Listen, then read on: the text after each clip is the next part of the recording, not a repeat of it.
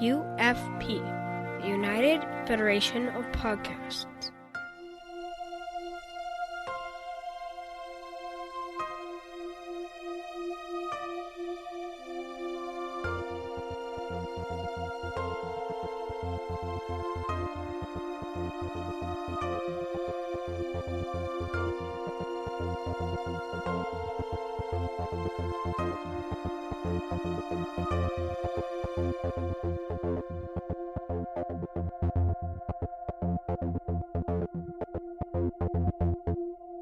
Welcome, listeners, to another episode of All Good Things, a Star Trek Universe podcast on the United Federation of Podcasts. I'm your host, Amy Nelson, and joined with me, as he is every week, and I'm the luckiest host ever, is my good friend, Patrick Devlin. Patrick, how are you? I'm great. How are you? Good. It's been a long week, but we finally got episode 3. Yeah, and I finally watched it. Yes, I know. So are you staying off social media, or are you just... For the most part. Yeah. If I see any reference to anything star, yeah. I fly by it. I don't even care. NASA? I don't know. I don't care. There's a star involved. Let's keep going. So it's been a little easy because I've been stuck inside a wall all week. Yeah. And for those of you who don't know, I'm building a train station, and there's a gigantic rock facade going up, and they want me to run pipes in all kinds of crazy directions. And then yesterday, they told me that all the pipe was wrong because they re-engineered it after I put it in, so it all has to come out. Oh, my god! And my 3 days' worth of work is useless, and that it all has to go back in different order. That is terrible. It is, but chaos equals cash. 3 more days of work, at least. Oh, my gosh. So, yeah. Well, I think I have some good news because I seriously think that CBS All Access is listening to our podcast. It's possible. They must, because last week I really complained about the closed captioning, and this week when I watched... It was perfect! I turned it on just to find out! Yes! I'm like, wow, we have some influence here. Just stick with us, people. I said to myself, I've never seen it this close to right in my life. I've never seen a podcast not have any... a closed captioning not have any delay, and there it was, no delay. Yeah, it was brilliant. It was so good. I was typing notes. I was like, oh my gosh, this is great. So, and I never turn on closed captioning. Like, I even forgot how to do it. I was fighting with my remote for a little while today. But when Rafi says JL for one of the lines, yes. I thought she said jail. And I'm like, what? Why would she go to jail? And so I couldn't catch it. So I tried putting on closed captions, and then I said, let me leave it on for a little while to see if it stays in sync, and it did the whole way through. Yeah, it did. So I was pretty impressed. So thank you, CBS All Access, for fixing that for me specifically. I feel very special. Yeah, 'cause it didn't even bother me. All right, listeners, you can find the network on Twitter and Facebook at UFP Earth. And if you'd like to send us an email, you can message the network at contact@ufp.earth. Well, okay, so this is episode 3. Patrick, I want to know just your initial thoughts on this episode. So last week we talked about, and I brought in a wrestling reference where at some point we need a let me up match. You know, a slower paced episode just to catch back up. And I mentioned then, I didn't think it was going to be till episode 4 or 5. It was definitely this episode. This was definitely the let me up episode. Not that there was nothing going on. There was tons of good stuff going on. But it was slow enough pace that you weren't frantic trying to figure out what it was that was going on. Yeah, when I texted you, I was like, this is a much slower paced episode. Yeah, and that's pretty much all we talked about, but yes. Yeah, because you're like, I haven't seen it yet. I was like, oh, zip it. Yeah. I thought to myself, oh, thankfully, I don't have to watch this 6 times. I don't have time for that. Yeah, I really enjoyed it. We're getting the crew. We're starting to get them together, and the mission is starting to take place. I was completely surprised with the Borg, specifically the Romulan who was reclaimed, Ramda. That was very interesting, and we'll talk more about that. But that was something that I wasn't expecting. And still with this Soji and what's going on with her, I'm very, very curious, especially with calling your mother and then you pass out. Like, what is up with that? And being lied to by your mother? Yes. Oh, So- yeah, Daj is going to buy a new puppy. But you know Daj. Apparently I don't. Yeah. So that was that. I'm telling you, there's threw some. me for a loop. I knew it from the beginning. There was something with the mother. There's, It was so obvious. Maybe not from the beginning. From episode 2, I knew it. That there was just something up with the mother. Because in the first one, I thought, remember we talked about it, and I thought, well, maybe she just knows he went to Picard because that's what she's programmed to do. Mm-hmm. But starting in episode 2, and after we talked, really, I started thinking, the mom's involved here somewhere, and not in a good So- way. I think that the mom is a synth as well. It's very possible, but she seems to be working for the other side. Yeah, I think she's programmed. I think she's been hacked. Well, I don't like that. I don't like this whole idea of hacking. Okay. I honestly don't. I know everyone really is on this whole, that must be why, but to me it's like a cheap cop-out. I'd much rather the synths have revolted on their own for some unknown reason. Gives for better philosophical debate than, okay, there's one bad guy again. Yeah. Nah, I think there's a I don't care. I'm holding puppeteer on to my going truth. Yeah. Holding on to my okay. truth. You hold on to that because I'm right.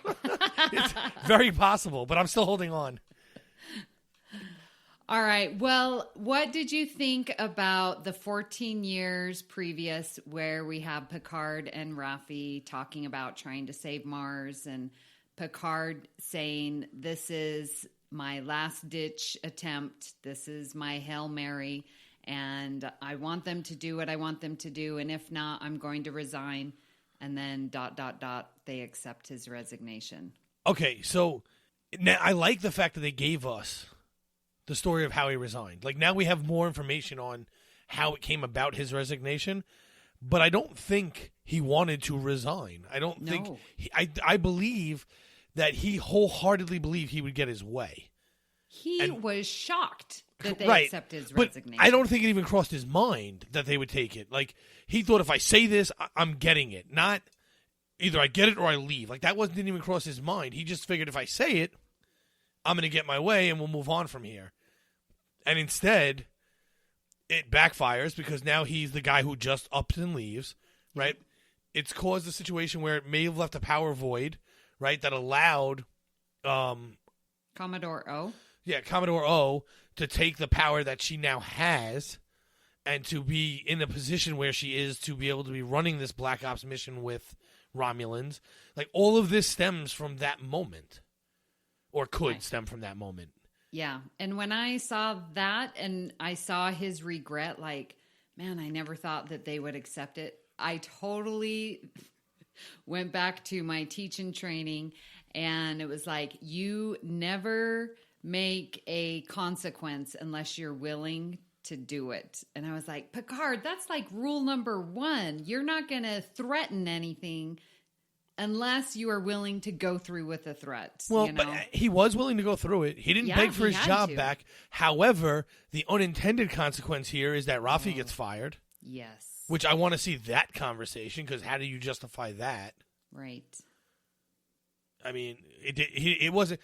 In my industry, we have a joke. If you're getting a little mad at your job, you'll yell, or you'll say, "I want my money. Get me my money now," because we were allowed to ask for our money. It's a bad layoff, but we're allowed to do it.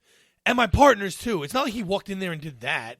Like, Yeah. he give me what I want or give me my money. You know, like, not and my partners too. He wasn't offering up her job. Yeah. But now she hates him, and more to the point, she hates him because at no point did he ever check in on her, and she's right. That's very not Picard-like, and I like the fact that it's very not Picard-like. Well, it seems like he's only reaching out because he needs something. And what kind of friend is that? It's not. However, from what we know of Picard moving from 14 years ago to now, he does have deep regret for his actions. So, yes, he's reaching out now that he needs a hand, and this is the person he needed to find someone who hates him. Well, there she is. She definitely hates him at this point. and has nothing to lose, and there she is. She has nothing to lose at this point, right? So she's the perfect person to contact. It's not a wrong assumption, but his regret for getting her fired kept him from talking to her for 14 years. Yeah. Obviously we're going to find out, because she's not just getting a ride to Free Cloud and staying there. It's not happening. Mm-hmm. We're going to find out that he didn't reach out because he was afraid of what she would say. Yeah. He sort of was chicken. He wussed out. But I like that about this series, because it's a different Picard. It's a different angle at seeing Picard. Yeah. It's not the confident captain that we've known and loved from TNG. And honestly, I don't want exactly the same. This is years. It's years and years later. Yeah, it is. He should change. Yeah, and he has, obviously. And not all for the better. Yeah. And we don't always change for the better. That's true. That's a really good point, yeah. I like that. Can we talk about, since you're like, give me my paycheck, can we talk about the whole money thing, please? Let me just summarize the little tidbits as to why I believe there's money in the 24th century, which goes against all of my TNG believings. So no, it doesn't. Raffi, yes, it does. No, it doesn't. And I'll tell you why when you're done. Raffi says that she lost her security clearance and her livelihood. So she's stuck in this trailer. It doesn't look like any money. She's not in. And, she talked to, you're at your chateau and you have everything that you need, while she has nothing. So there's obviously disparity there. And when Dr. Girardi is, trying to say, hey, take me with you, and I'm sure that your pilot's going to cost you, I don't have any money, but I'm going to be worth it. So those little tidbits are leading me to believe that there's money in Starfleet and Federation, which was not the case in TNG. Yeah, and it was blown up in Deep Space Nine and Voyager anyway. But because you still need money to trade with other civilizations, right? Or other races. Yes. Okay, so I can explain away most of what you just said in the fact that she is in a trailer and not a palatial home because her family didn't have one, right? Didn't already have a vineyard before money disappeared. And that she was shunned by Starfleet, so therefore she was put in the worst situation possible. Oh, like a blacklist. Right. Okay, so maybe you're right. Maybe there's money. But if you want to keep your dream alive that there is no money in the Federation, then that can easily explain that away. Now, the other Rios operates as a smuggler, basically, right? I mean, like that's kind of what he's being portrayed as, or whatever. And so, in that case, he would need to deal with other races, which means he needs to have their type of money, not necessarily Federation. However, in Deep Space Nine, they did talk about Federation credits. Okay. Now, is Federation credits only for trade with other civilizations or not? That's a debatable point, but he would still have to trade with Ferengi and with Klingons and with Vulcans are in, but you know what I mean? Like, people outside of the Federation and whatever other races you come across in your travels. Because I'm sure he's not just an unregistered ship inside Federation space alone. Yeah. Okay, that makes me feel better. Okay, good. Thank you. And I did really like when Jean-Luc was JL? No. Okay. I cannot I love it. stand. I love it. She calls him JL. That is too commonplace. This is Picard. He does not have these type of relationships. He does, ever since the poker game. Poker game changed everything. You are solving all of my qualms. This is great. Listeners, none of this podcast is for you, apparently. This is all just to make Amy feel better. I'm doing a wonderful job so far. Yes. Okay. All right. I'm totally on board with it now. But what I was going to say was when Picard was saying that he tried to fit in, he was talking to Laris and Jaban. I have their names now because last week we forgot. I do apologize. I wrote them down too because of that.